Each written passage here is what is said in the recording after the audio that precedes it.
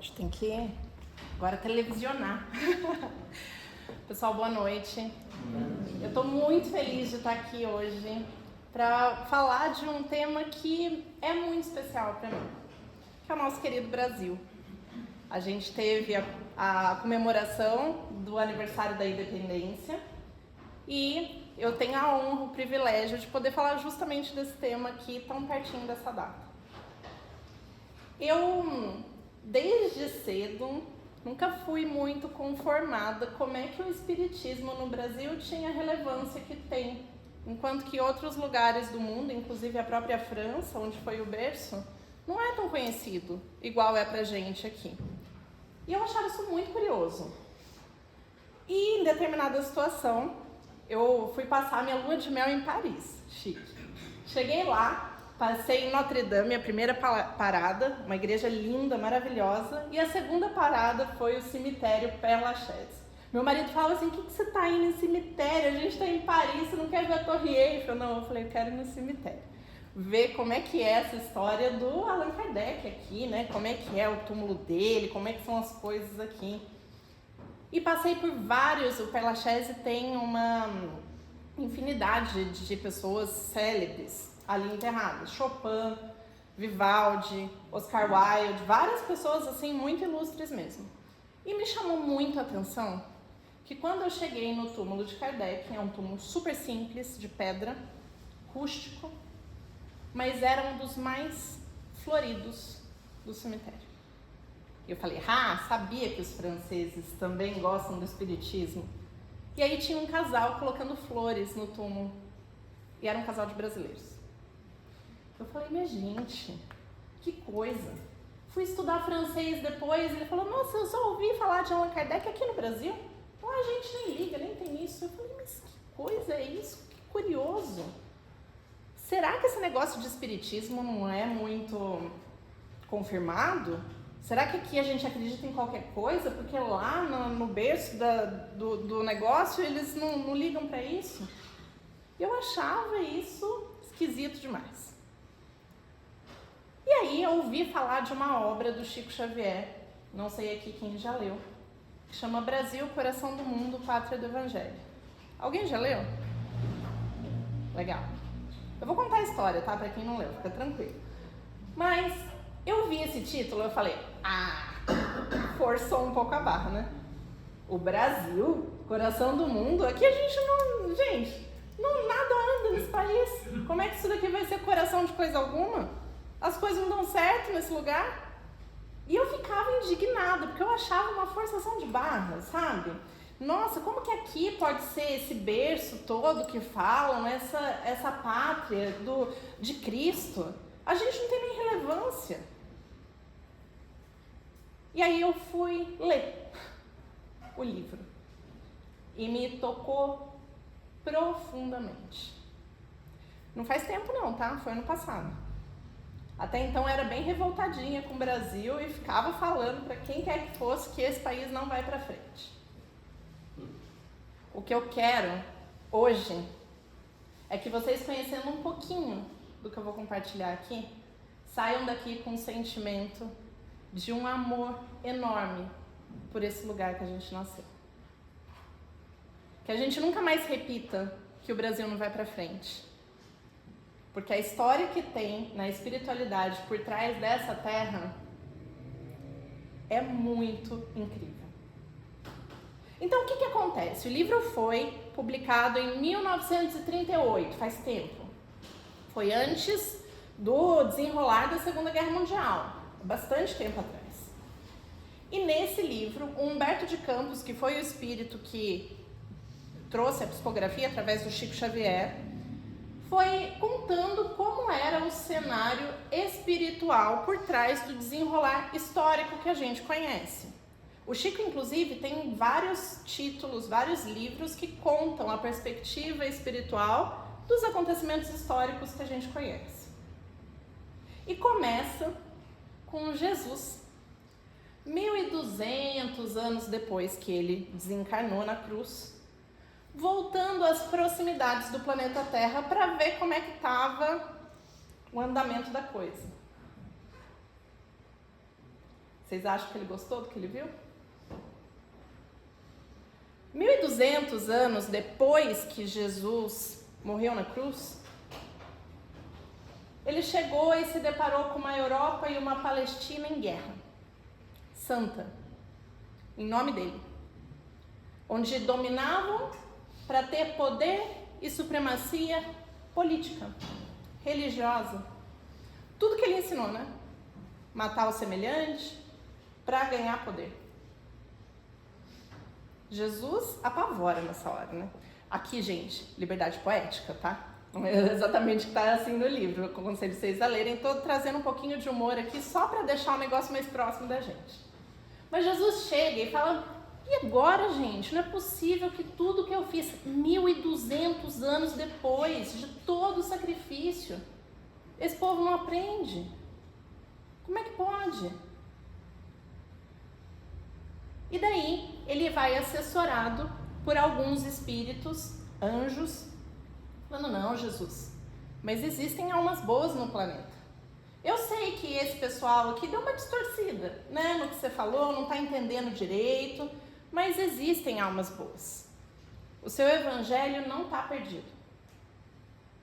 Então, ele que criou o planeta Terra, isso é um relato do Emmanuel no livro A Caminho da Luz, da participação de Jesus na criação da Terra, vai até a América do Sul, o nosso Brasil, e fala que sob o Cruzeiro do Sul, a constelação que é o símbolo do sacrifício que ele fez, ele iria renovar o seu evangelho. Ali, com um povo simples e humilde, para trazer a palavra de amor e de caridade para todo o planeta no momento que chegasse a nova era, a renovação. O momento que a gente de fato separa o joio do trigo. O Brasil ia ter um papel crucial. E aí começa o planejamento espiritual para nascer o Brasil. Jesus fala assim: ó, já trabalhei muito aqui, tá na hora de vocês agora. Ô Ismael, vem cá. Chama o anjo Ismael. Fala assim: você toca essa bucha? O projeto é teu. Tá afim? Ismael fala: tô. Bora. E Jesus sai, fica ali acessível, né, como um bom chefe, direciona, mas deixa Ismael dar uma comida de grama ali também, né, para provar o seu valor. Ismael então vai selecionando espíritos muito ímpares para ajudar na construção desse país. Todos selecionados a dedo para desenvolver aqui a pátria do Evangelho. Ismael inspira a navegação de Pedro Álvares Cabral para desembarcar na Bahia, coloca pessoas perfeitas em Portugal, onde eles escolhem que era um lugar menos corrompido da época, na Europa, com o poder do cristianismo, e escolhe eles para trazer para cá um pouco da palavra de Cristo. Então, a gente conhece a parte histórica. Chega um determinado momento que tudo vai indo a trancos e barrancos, né? Porque afinal era um país nascendo como uma criança. Uma criança, quando nasce, ela às vezes precisa no começo de ajuda para comer, aí ela vai se desenvolvendo um pouquinho mais, vai ganhando autonomia, vai tropeçando, vai acertando, vai ganhando um pouco de espaço. A mesma coisa foi com o Brasil. Só que na hora que já estava chegando perto de uma possível emancipação espiritual, Jesus resolve dar uma parecida para ver como é que estava a obra, né? E aí pergunta para Ismael: Ismael, e aí? Tá legal aí? E Ismael vai tentar falar e cai aos prantos. Dá não, chefe. Esse povo não tem jeito. Você acredita que eles começaram a entender que o Brasil é muito abundante materialmente e estão roubando tudo e agora só preocupados em ganhar dinheiro aqui? E não bastasse isso, eles trouxeram os nossos irmãos africanos nos navios negreiros as condições paupérrimas. os tratando pior que os animais. Eu não tenho palavras, eu só sei chorar. Jesus olha, Ismael, confia ou não confia? Vamos ou não vamos? Vai dar certo. Confia em mim, a minha palavra está aqui. Eu escolhi esse lugar para ser a pátria do Evangelho. É claro que, igual uma criança, quando age fora da linha, vai ter uma reparação. Vai ter um momento que eles vão ter que reparar essa falta. Mas agora, eu quero que você confie. E para te dar uma ajudinha, eu vou ajudar a selecionar aí uma galera para ajudar nessa questão da escravatura. Então ele olha ali para os espíritos que estão e fala assim, bando estagiário, né? Quem que vai ser promovido aí? Quem que quer ser efetivado? Olha e fala, você, qual que é seu nome? Longinos. Longinos, tá afim de descer para uma missão na Terra que você não vai precisar mais ficar reencarnando todas as vezes? Você vai, cumpre o que eu vou te pedir bonitinho e tá livre. Vai ser promovido a partir daí, tá afim? Tô afim, mestre. É o seguinte, você vai com uma figura de poder, de autoridade. Porque o poder é uma prova bem fácil, né? Você ter acesso a dinheiro, ter acesso à influência. Mas é o seguinte, você vai garantir que esse lance de escravidão perca força. Não dá. Para a pátria do meu evangelho ter essa mancha no currículo. Então você vai consertar isso aí, tá bom? E tem mais, não vai ser fácil não. Mas você vai ter que resolver tudo no gogó. Nada de violência. Nada de violência. Tudo na diplomacia. Mas, mestre, você, topa ou não topa? É promoção que eu tô falando. Longinos fala, eu topo. Alguém sabe quem foi Longinos? O espírito que feriu Jesus com a lança quando ele estava na cruz. Esse era o espírito que reencarnaria no Brasil no papel de Dom Pedro II. Dom Pedro I, para quem não lembra da história, proclamou lá, independência ou morte. E zarpou. Deu pé na linha, porque não aguentou a pressão de um país independente, com vários problemas políticos, com uma pressão de escravidão, das coisas de conflito, dando ruim em tudo. Deu pé na linha, gente. Largou o barco. Dom Pedro II, aos 5 anos de idade, era imperador do Brasil. Fácil, né? Trabalho de boinha. E ele, então, começa a assessorar e a se desenvolver. E foi uma das figuras mais incríveis que esse país teve e que o mundo teve ao seu tempo. Ele é reconhecido internacionalmente como uma das pessoas mais diplomáticas que existiu aqui. Fez a sua missão com excelência. Atenuou os conflitos da escravidão, não conseguiu extinguir totalmente, ele conseguiu sancionar algumas coisas do tipo, os filhos dos escravos já nasciam livres, e depois a sua filha continua liberando de fato os escravos no seu mandato. Teve a Guerra do Uruguai, eu não sei quem aqui também se lembra de história, os estados do sul tentaram se separar do Brasil, tentando pegar uma porção do Uruguai, um problema gravíssimo na diplomacia, porque todos os estados ali eram então unidos, e ele resolveu no gogó, na diplomacia, sem uma gota de sangue. O cara era bom. E cumpriu com maestria o que foi proposto. Emmanuel, o mentor do Chico Xavier, foi a figura do padre Manuel da Nóbrega no Brasil. Um dos principais fundadores do cristianismo no país. É desse tipo de espíritos que a gente está falando, que trabalham em nome de Jesus. Só que a escravidão deixou uma marca, né, gente? Não tem como, é lei de ação e reação. Ou que a gente costuma brincar, falar, um karma coletivo do Brasil, que infelizmente perdura até hoje. Como assim, Michele? Escravidão perdura até hoje? Acabou a escravidão? Acabou mais ou menos. Porque o que está na raiz da escravidão, a gente ainda conserva na nossa mentalidade. O que está na raiz da escravidão, Michele?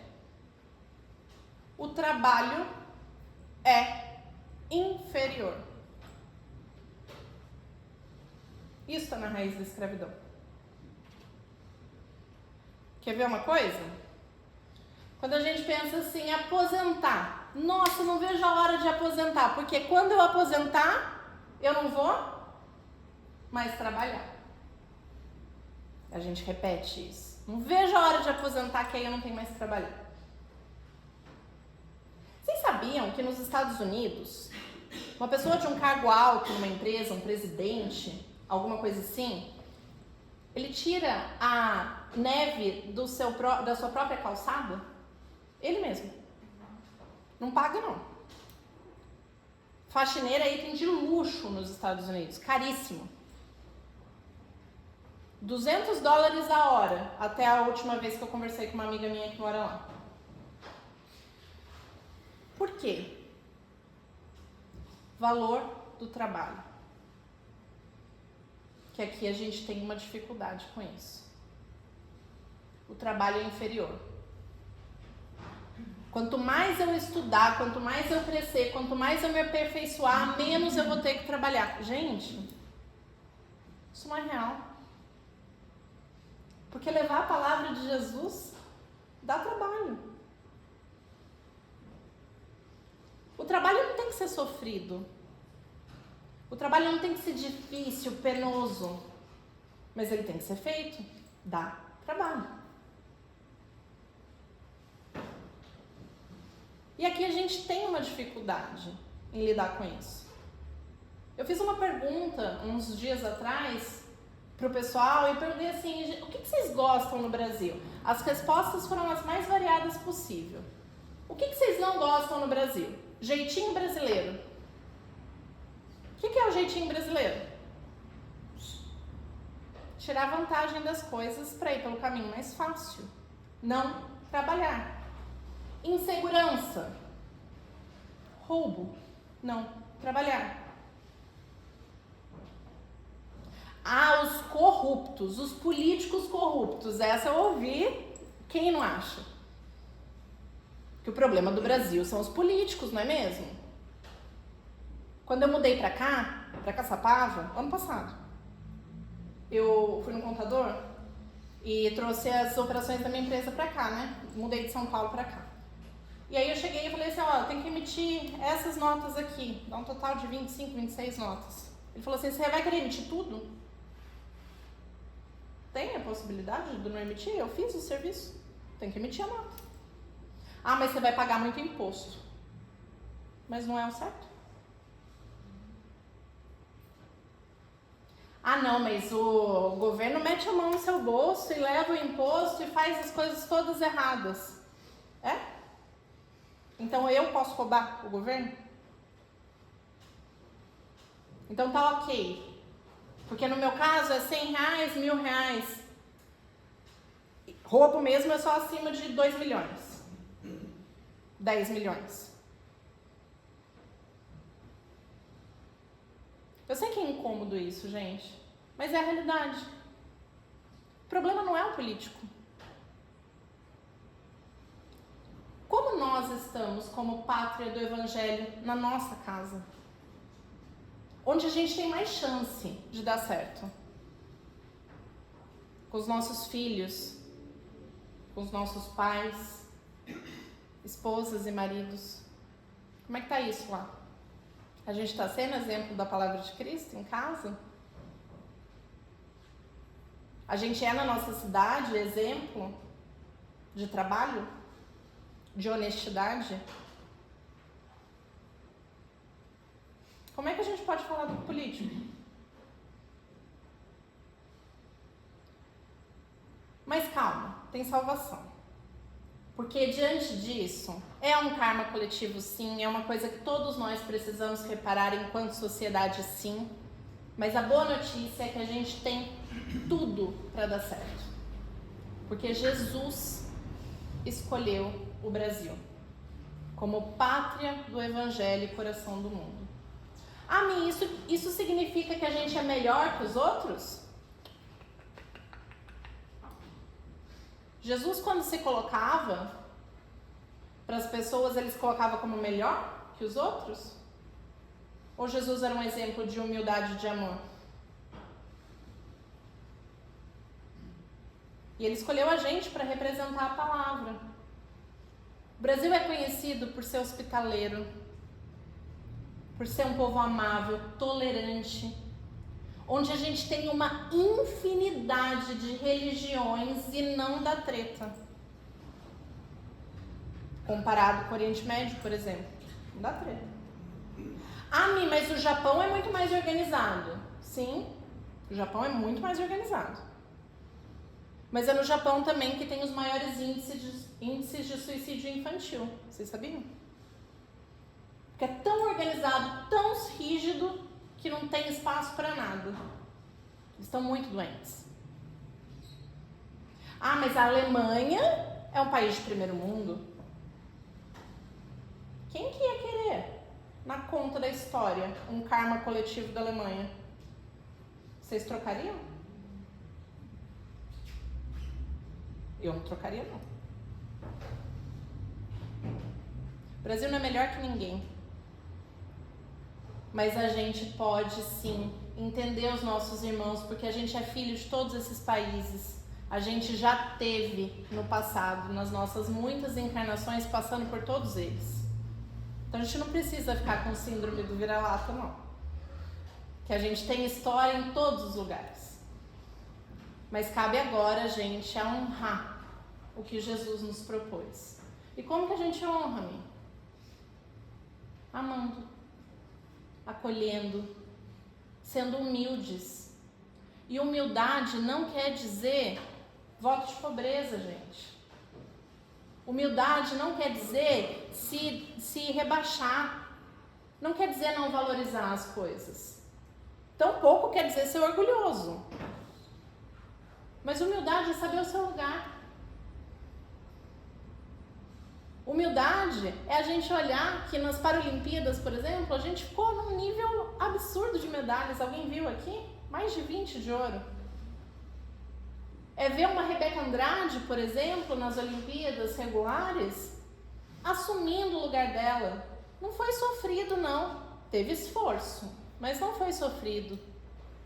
É ela aceitar o reconhecimento das colegas. Aquilo é humildade. Não é você se colocar abaixo, nem se colocar acima. Porque a gente não está acima de ninguém. Mas a gente está no cenário perfeito para fazer brotar o espiritismo. Não na religião espírita, porque não é isso que importa. É na moral. É no amor, no acolhimento, na receptividade. O que é um coração?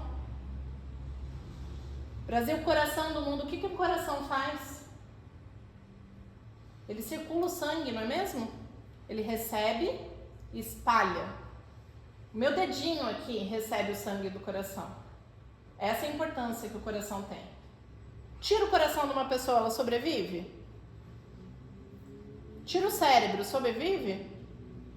O rim? O fígado? O pulmão?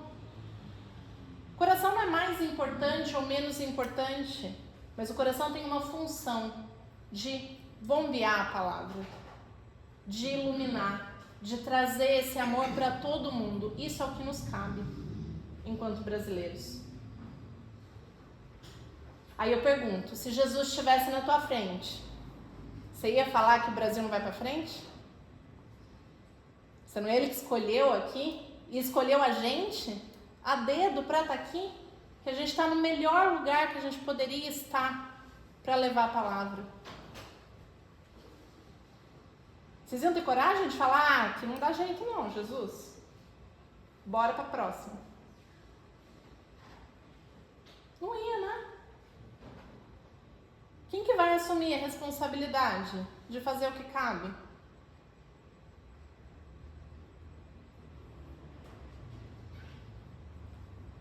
Eu escolhi uma música para passar para vocês, que para mim é a música que mais falou com o meu coração, quando eu estava entendendo esse processo do trabalho. Eu queria trazer o hino, mas eu não achei uma interpretação do hino que fosse bonito bastante. Achei muito movimentado, então não achei muito propício para a ocasião. Mas aí pedi para a espiritualidade me mandar uma música. E enquanto eu ouvi o hino, a música seguinte foi essa. Então eu acho que eles que escolheram, não vou tomar o crédito não. Vocês escutem essa música como se fosse Jesus falando para vocês.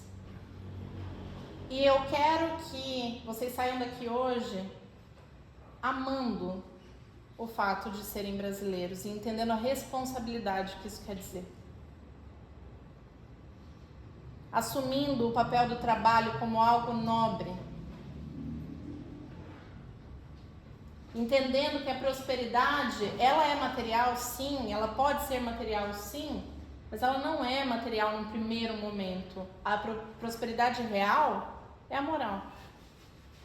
Porque Cristo, nesse livro do Chico, ele fala: antes que o Brasil conheça o coração dos homens, ele vai estar para sempre ligado ao meu coração. Então que a gente sempre possa se lembrar que mais que está num cenário de destaque econômico, mundial, disso, daquilo, a gente está num lugar de destaque moral. E já deu a hora de entender. Já passou. Vou colocar a música. Espero que vocês gostem. Depois a gente já pode seguir para o passo.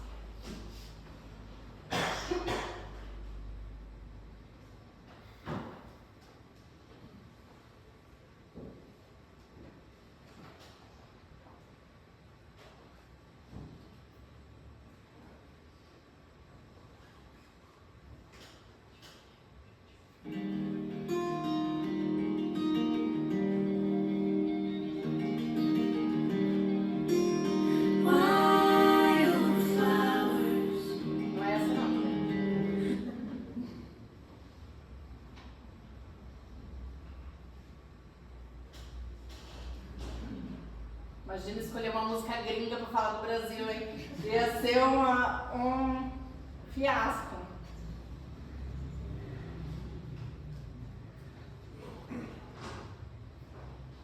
Jesus.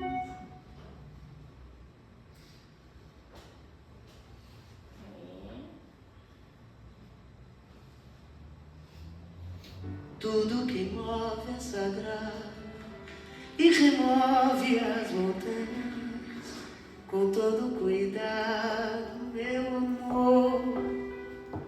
Enquanto a chama arder, todo dia te ver passar, tudo viver ao teu lado, com o arco da promessa no azul pintado pra durar.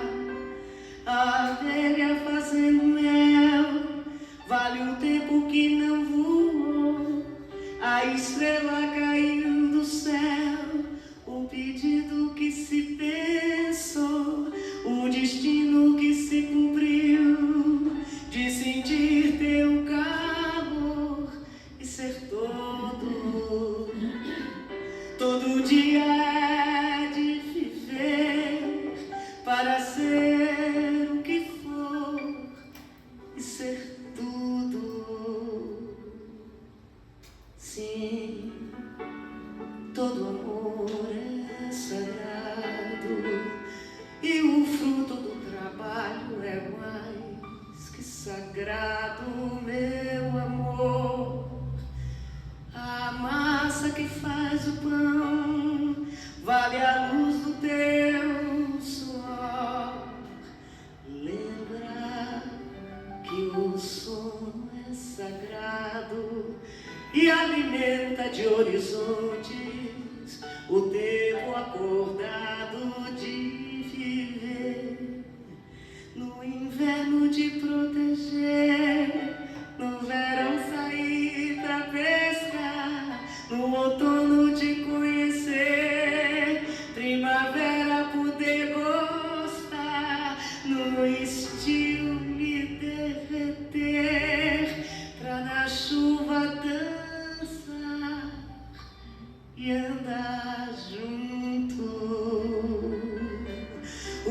destino que se cumpriu, de sentir teu calor ser tudo.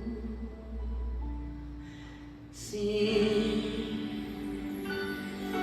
todo amor é sagrado, todo amor é sagrado.